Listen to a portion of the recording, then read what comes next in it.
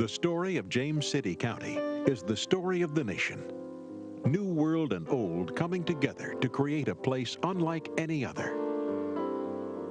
Well, I discovered Williamsburg when I was looking for graduate schools in 1963, and I was able to get a fellowship with the Institute of Early American History and Culture at William & Mary, and when I came to check the place out before I accepted it in the spring, in May of that year. My name is Martha Waldrop McCartney, and I came to James City County, actually initially City of Williamsburg as a college student, and then I married into a local family and moved back here in 1966.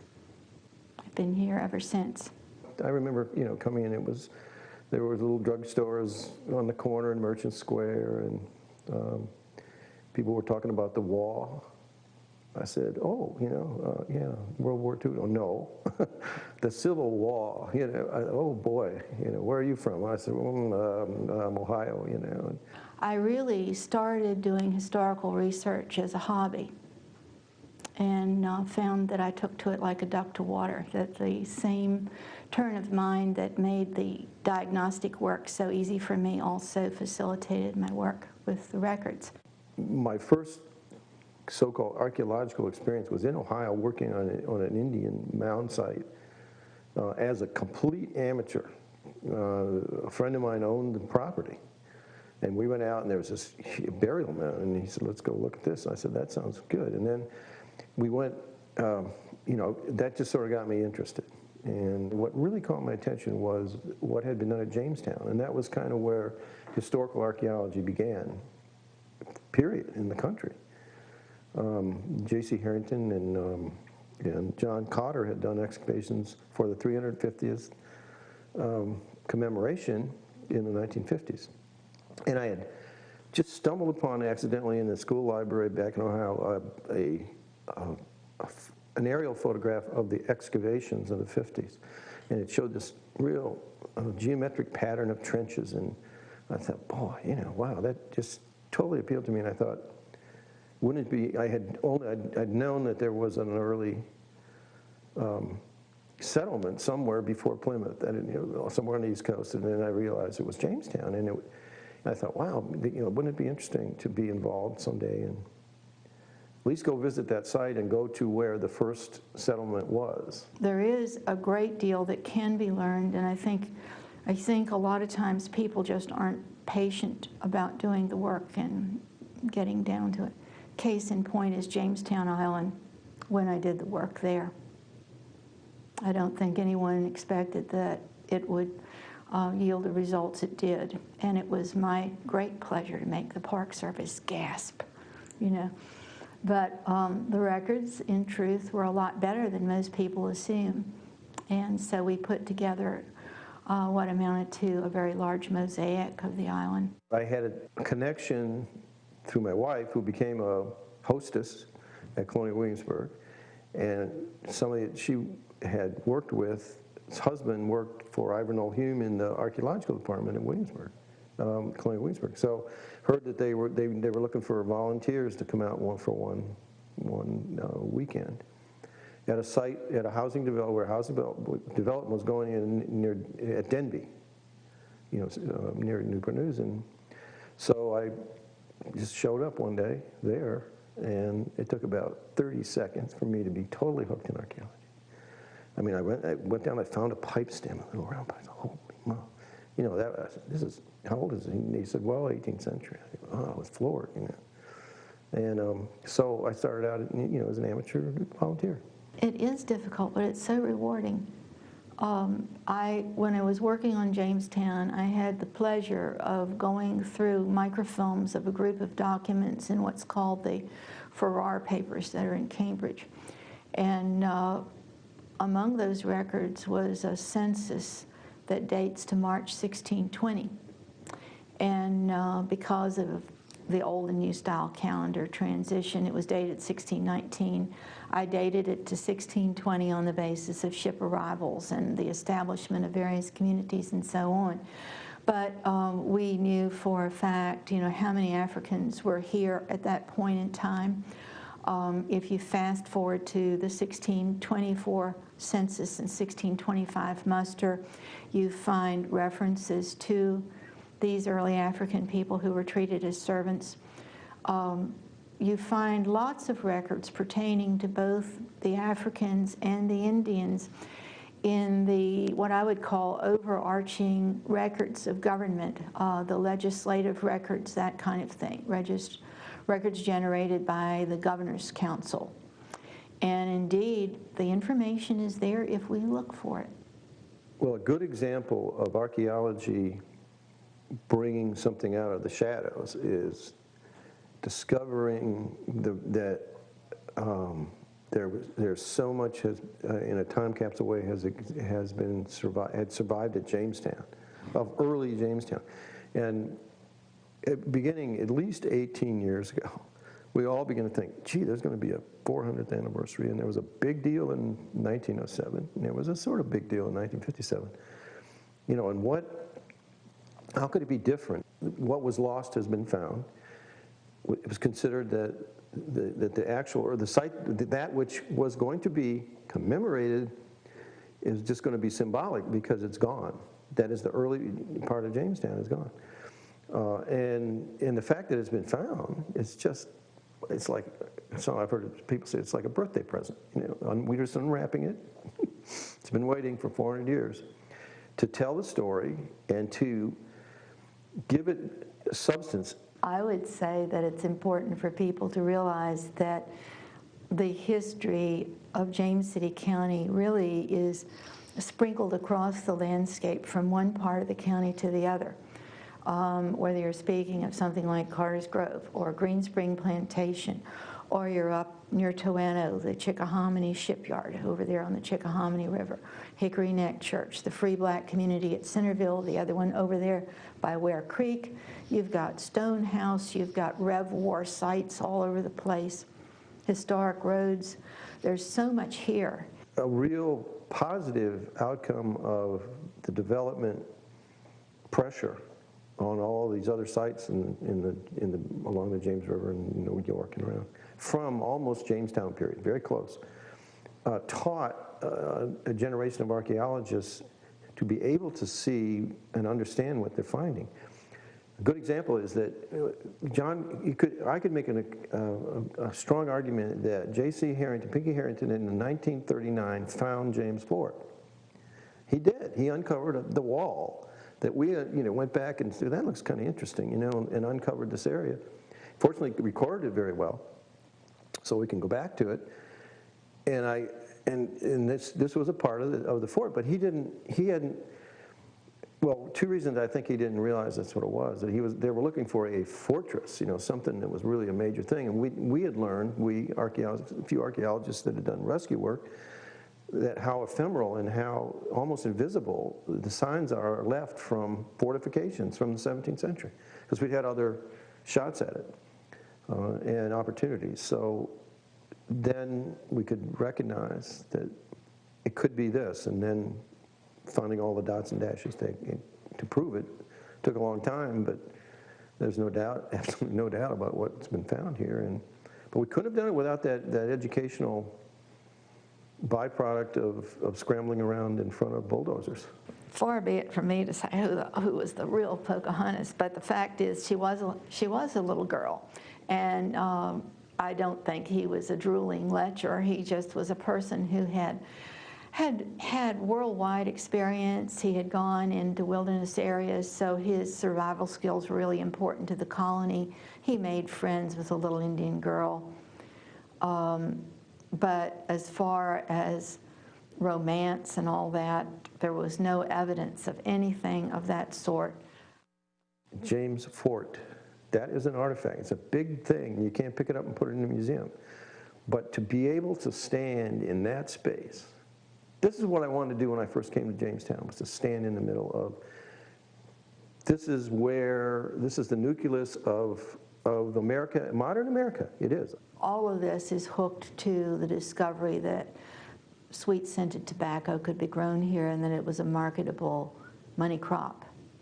And so as a result, well, there were a couple things actually that happened. You had, first of all, the Virginia Company of London in November 1618 passed what was called the Great Charter, and it made possible what they called the headright system. And it meant that if you came over here at your own expense and you survived, or if you brought someone else in here, you could have 50 acres of land.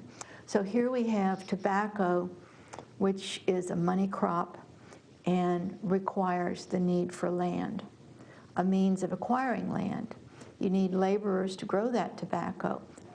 In the very beginning, when the Africans came in, indentured servants were the primary source of labor being brought in. They were contract laborers from all walks of society. But as we began to have a shortage of those coming in and Africans were more accessible, that's how you have the changeover from one type of labor force to the other. And then as we move further on into the late 17th century, you have the gradual institutionalization of slavery. And we weren't content just to enslave the Africans, we also passed laws allowing the enslavement of the Native Americans. But the labor was really needed to grow tobacco. And incidentally, Africans had been growing tobacco in Africa. So their knowledge was very useful here. Most people don't give them the credit that they deserve. Started thinking about this, I thought, well, yeah, the story so far in documents is, it seems to be just fairly straightforwardly a fiasco and a failure. And yeah, it was permanent, but it wasn't serious, you know, and there are no legacies today really much, except representative government, that was always said, you know, was done here. But man, I mean, you know, what, you've got joint stock, you've got the stock market at work, and we find that these settlers were equipped with all the right materials and laboratory equipment, and the surgeons had the state-of-the-art medical equipment, and you know, everything. It was a serious operation that finally did pay off from agriculture, the tobacco business. But I mean, it wasn't. There weren't the whole story about the gentleman, lazy gentleman that did nothing until they could produce this crop is not true at all. They were doing what they were supposed to do, and so there is substance to the myth, and now I think it's far less mythical. However, we'll see. Let time pass. I want to see what happens in 10 years. Will Jamestown go back to its obscurity when, you know, there's not a lot of excitement about archaeology? I don't think it can go. I don't think it can do that now. Most people assume that urban Jamestown was much smaller than it actually was. It included everything in the western end of the island, from what's called Orchard Run, cutting straight north to Kingsmill Creek. And so, unlike today, if you owned land in more than one place, you could vote in elections in all of those places, and you could also hold office. So a lot of times you had people serving as burgesses representing Jamestown, but they might have lived somewhere else altogether. Serial marriage was certainly common. I would not say that there were a lot of wealthy women, more likely a lot of wealthy men. It's interesting that we always today talk about the high divorce rate and multiple marriages and so on, but in fact serial marriage was quite common. At Jamestown there was, you know, the Reverend Richard Buck, who was there in the very beginning. Not in the very beginning, but he came in early on. He came in from Bermuda. He was part of the group with Sir Thomas Gates and Sir George Somers that got shipwrecked on Bermuda, got here in 1610. The Reverend Buck had several children, and he and his wife died, and the daughter, Mara, was, according to her own contemporaries, dull. Well, when she was only in her very early teens, or 12 to 14 years old, The secretary of the colony's brother, who was a minister, was chasing around after her. And there was a rumor circulating at Jamestown that he hoped to marry her and spirit her away. And I'm sure it wasn't, you know, for any other reason than the fact that she stood to inherit a good bit of property. A good many people that came over here were people who were transported over from the jails in England. And there were, of course, shipments of children rounded up from the streets of London and sent over in the early period. Archaeology happens by accident. I mean, the archaeological record happens by accident. So you're finding this purposely altered signature of the past, let's call it. And so you have a good chance of learning something that there's no other way you could learn it. On the other hand, it's a heck of a lot more difficult to understand, you know, the archaeological record probably than the written record. In 1619, one of the things that was implemented that was in that great charter was the establishment of 4 corporations, and they were vast in size. So that's what we had at first. And James City was one of those. Spanned both sides of the James River.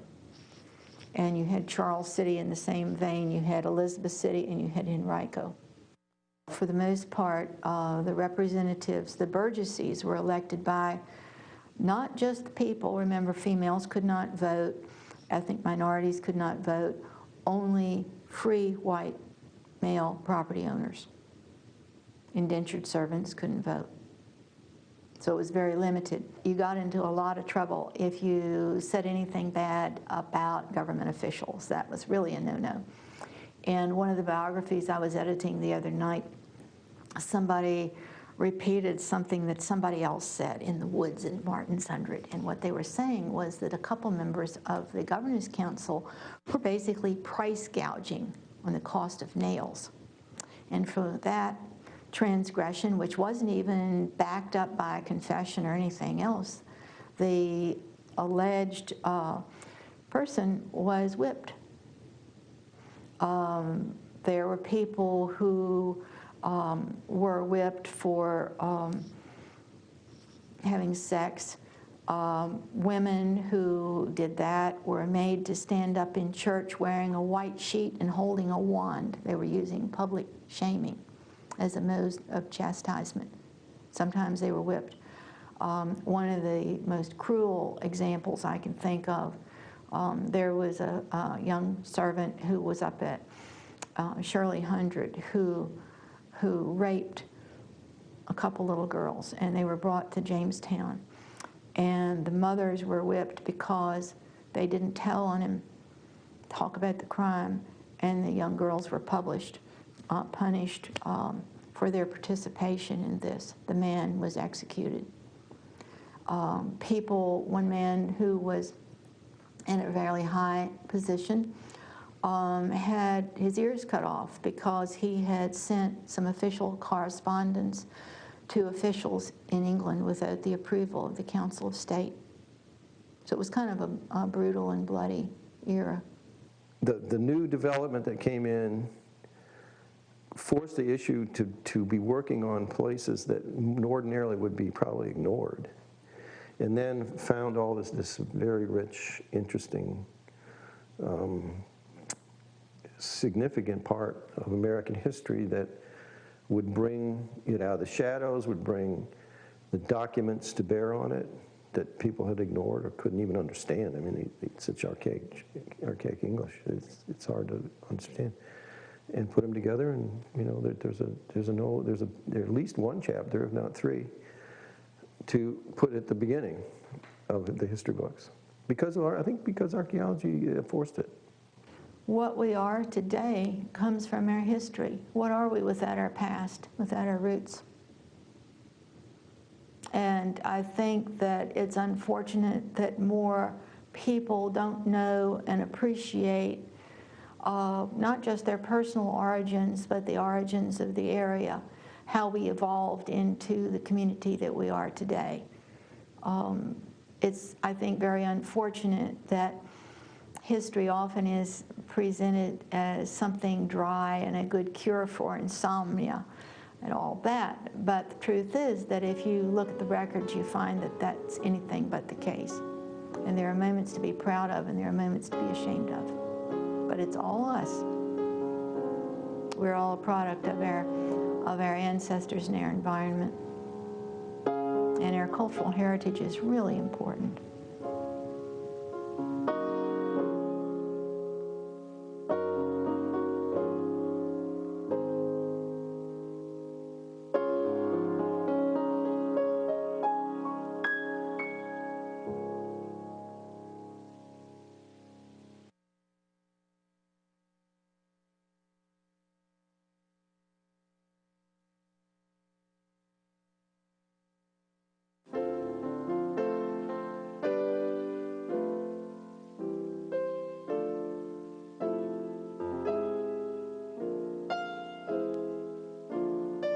The story of James City County is the story of the nation.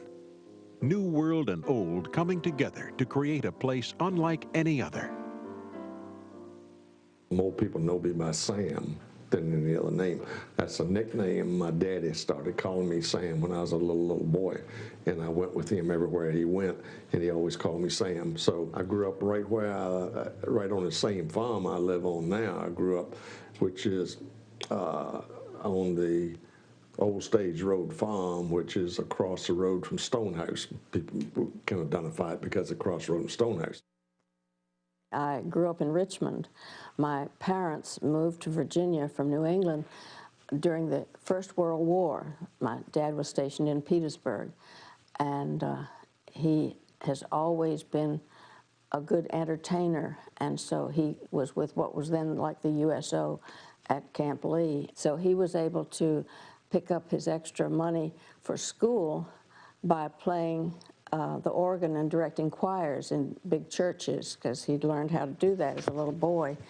And so he went to Brown University and met my mother, who lived in Providence, and so from there they moved to Virginia. And then he was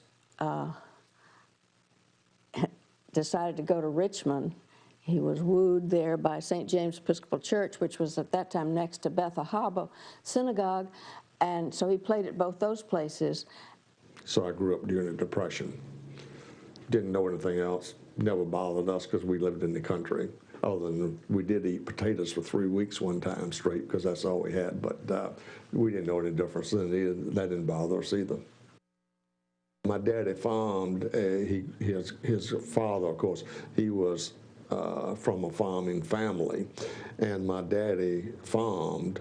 But as he developed on into later, not later years, but got to be a working young man, he worked for Mr. C.C. Branch, who was Hammond Branch's daddy, and Mr. Branch had a lot of mules and raised a lot of potatoes.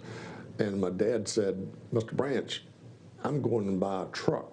We're loading potatoes on the railroad cars at Tawana.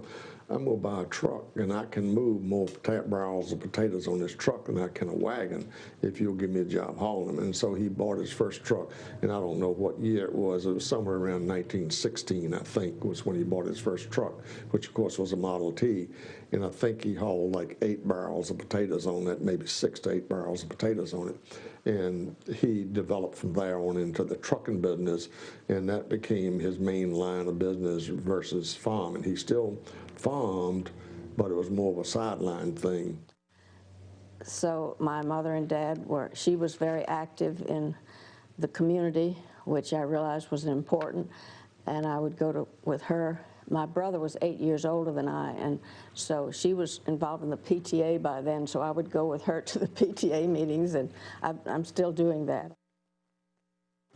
I fell in love with a guy who was in law school here, and so we moved here while he finished his senior year in law school, and his family was nearby, and a wonderful big family, because my family, being these New Englanders who'd moved south, we just consisted of my mother and father and my brother and myself, and so I was just blessed to find this tremendous bunch of Hornsbys in the area. And so Williamsburg seemed just the right place to start, and we never wanted to leave, because my husband was really active in Williamsburg as well as on the peninsula, having grown up in Seaford and Yorktown. So he went that way, and I sort of migrated toward the Richmond side of things, because I'd go up there to keep up with my family there and be enriched by some good speakers and programs that they had up there. And I also worked up there after we were married, because I had begun modeling, and I didn't want my husband as a law student to have to pay for his own Christmas gifts and things, so I wanted to pick up a little extra money that I could shop with. I had a car, my father gave me a brand new car when I was 14 years old. I was, for Christmas, because I could get a driving permit when I was 14. So I had a new 1941 Chevrolet car when I was 14. And he kept me in automobiles then for a while. I started driving a tractor and trailer when I was 14. I was on the road. I ran the same runs. We had